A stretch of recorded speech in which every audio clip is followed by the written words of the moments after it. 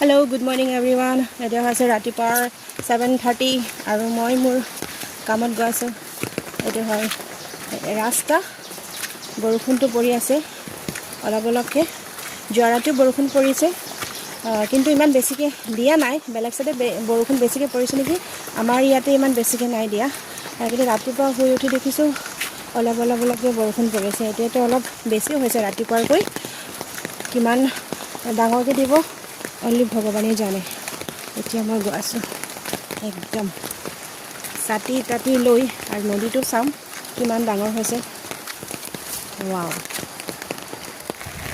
এইটো ছাইডত আহি পালোঁ। নদীৰ ওচৰতে বতাহ বৰষুণ দুটা একদম মিক্স হৈ আহিলে আৰু।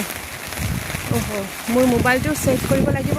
মোৰ ছাতি একদম হেৰি কৰি মানে জোৰকৈ ধৰিব লাগিব, নহ'লে মোৰ ছাতিডালটো উৰি লৈ যাব।